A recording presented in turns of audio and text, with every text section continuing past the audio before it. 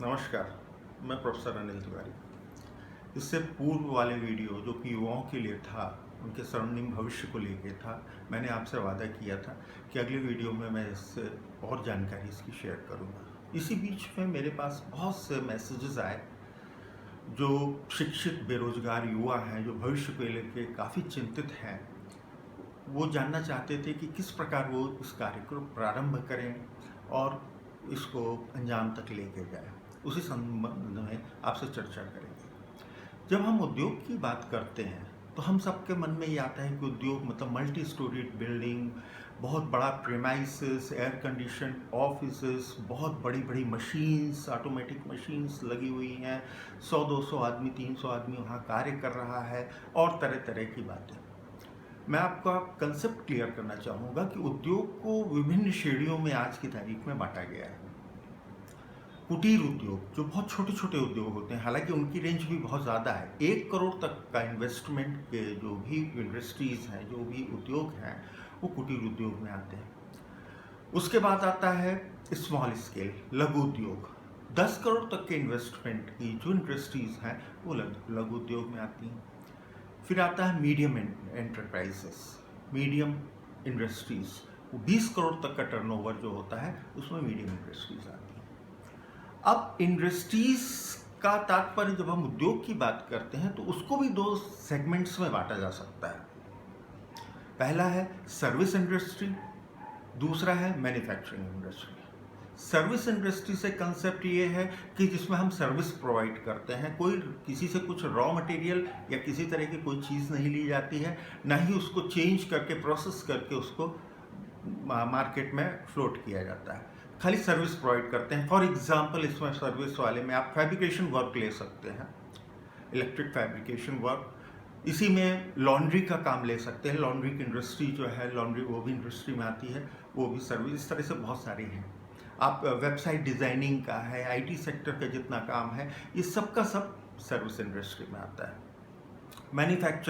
Manufacturing में chemical products को लेके अलग है, स्टील प्रोडक्ट्स हैं और बहुत सारा सेगमेंट, इलेक्ट्रॉनिक्स पार्ट्स हैं, बहुत सारा है, सोलर पार्ट्स हैं, सुई से लेके हवाई जहाज़ तक की जितनी इंडस्ट्रीज़ हैं वो मैन्युफैक्चरिंग में आती है, जिसमें कि हम इवन कुछ चीज़ों को कंबाइन करके भी बनाते हैं, वो भी मैन्युफैक्चरिंग इंडस्ट्रीज़ में आती है। अब प्रश्न ये उठता है कि हम या आप कौन सा ऐसा काम करें कि जिसमें हमारा भविष्य हो और हम उस काम को कर सकते हैं। सर्वप्रथम हमें अपनी कैपेबिलिटीज़ देखनी, हमें अपनी क्षमता देखनी, हमें अपना ज्ञान देखना है, हमें अपना इंटरेस्ट देखना है कि हम किस सेगमेंट में कार्य करें तो उसमें सक्सेसफुल होने के चांसेस ज़्यादा है। हमें मार्केट देखना है, हमारे आसपास का मार्केट, वहाँ किस चीज़ की डिमांड ज़्यादा है, हम किस सेगमेंट में जाना चाहते हैं। फॉर एग्जांपल, आप एग्रीकल्चर सेगमेंट में जाना चाहते हैं। एग्रीकल्चर सेगमेंट बहुत विशाल सेगमेंट है जिसमें बहुत ज़्यादा संभावनाएं हैं सक्सेसफुल होने की। उसमें मछली पालन, कुक्कुट पालन, डेयरी प्रोडक्ट्स, डेयरी से प्रोसेसिंग प्रोडक्ट्स की प्रोसेसिंग, इसके अलावा पल्प निकालना, अचार जो है वो इसी में आता है, अचार डालना, आप जो आपके मसाले हैं उनको प्रोसेस करना।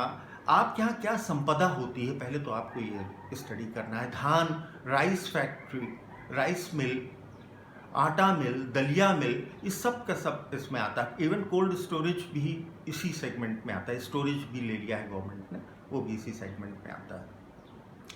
अब आपको डिसाइड करना है कि आप क्या काम कर सकते हैं, इसमें से कौन सा काम आपके इंटरेस्ट का होगा, आपके पास संसाधन क्या है, यदि आपके पास ज़मीन है, कितनी ज़मीन है, उसको कैसे कर सकते हैं, कितना आपकी कैपेबिलिटी क्या है। या आप मैन्युफैक्चरिंग में जाना चाहें तो मैन्युफैक्चरिंग में दैनिक जीवन में जितना सामान आपको अपने घर में दिखता है वो सारा का सारा आप कर सकते हैं। अब उसकी टेक्नोलॉजी के ऊपर बात होती है, उसकी प्लांट और मशीनरी की बात होती है। आप डिसाइड करें, आप चूज़ करें, डिस्कस करें, घर परिवार में डिस्कस करें, दोस्तों से डिस्कस करें, नेट में सर्च करें, जिला व्यापार एवं रोजगार कार्यालय में जाएं, वहाँ संपर्क करें।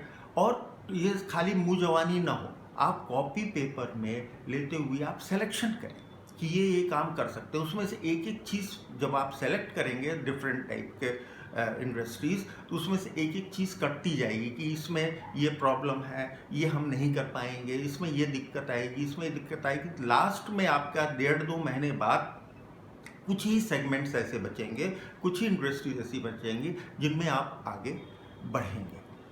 चूज़ करना, इसमें जितना ज़्यादा आप टाइम देंगे उतना अच्छा होगा, क्योंकि यही बेस है, यही नींव है, और इसी पे बेस्ड होके आपके सक्सेस होने के चांसेस बढ़ते हैं। अगर आपने इसमें अच्छा चूज़ किया, आपने इंटरेस्ट की फील्ड का लिया, तो आप सक्सेसफुल हो सकते हैं, आगे चल के चांसेस बढ़ जाते हैं। इसी में क्लस्टर योजना का कार्य भी कर सकते हैं आप। क्लस्टर योजना से मतलब है कि एक ही तरह का कार्य कई लोग, जैसे आप 15, 20, 25 लोग एक ही मानसिकता के हैं, सब अपना अपना काम करेंगे, एक ही काम। मान लीजिए कि आपने डिसाइड किया कि आप कोई स्पेशल सोप, हैंडमेड सोप बनाना चाहते हैं, उसके यूनिट डालना चाहते हैं, आपने पूरी स्टडी कर ली कहाँ से रॉ मटेरियल आएगा, 15-20 लोग तैयार हो गए। अगर आप अकेले सोप बनाते हैं तो आप मान लीजिए महीने भर में 50,000 सोप बना पा रहे हैं हैंडमेड। तो अगर 20 लोग मिलकर बनाते हैं तो वो 1 लाख हो जाता है, तो मार्केट हो जाएगा, लोगों को मालूम होगा कि उस जगह सोप का मार्केट है और इस तरह का सोप वहाँ पे बनता है, तो आपके पास ग्राहक खरीदार भी आएंगे। साथ ही साथ क्लस्टर योजना में आप काम कर रहे हैं तो जो रॉ मटेरियल है वो भी आपको बड़े रिजनेबल रेट पे, क्योंकि आप बल्क में लेंगे तो रिजनेबल रेट पे मिलेगा, उसको सब पर डिस्ट्रीब्यूट कर देंगे। सबकी अपनी अपनी यूनिट होगी, सबके अपने अपने प्रॉफिट होंगे। लेबर्स भी आपको बहुत आसानी से फिर मिल जाया करेंगे, क्योंकि सब उसी तरह के लेबर्स उस एरिया में आएंगे और कार्य करेंगे। इस तरह से आप योजना बनाएं। भारत सरकार ने इस योजना के लिए, आत्मनिर्भर भारत योजना के लिए 31 अक्टूबर 2020 लास्ट डेट दी है, इसलिए हरी करें, तुरंत कार्य प्रारंभ करें। डिफरेंट एजेंसीज हैं, प्राइवेट एजेंसीज भी हैं इसमें, जिनका आप सहयोग ले सकते हैं। उनकी नॉमिनल फीस होती है, वो आपको सजेस्ट कर सकते हैं कि आप कौन कौन सा कार्य कर सकते हैं, क्या मार्केट है, इसका सजेशन ले सकते हैं। नहीं तो सरकार की तरफ से जिला रोजगार और district industry trade and industries centre है हर जिले में, उसमें जाके आप संपर्क करें और उनसे सहयोग लें। अगला वीडियो में इसी में आपको प्रोजेक्ट में क्या क्या बातें ध्यान रखनी है, आप तब तक डिसाइड कर चुके होंगे कि आपको किस सेगमेंट में काम करना है, तो फिर मैं बताऊंगा आपको कि जो प्रोजेक्ट आप तैयार करेंगे अब उसमें क्या क्या चीज़ विशेष तौर पे ध्यान रखें जिससे कि आप सक्सेसफुल होने के आपके चांसेस बढ़ सकें। नमस्कार।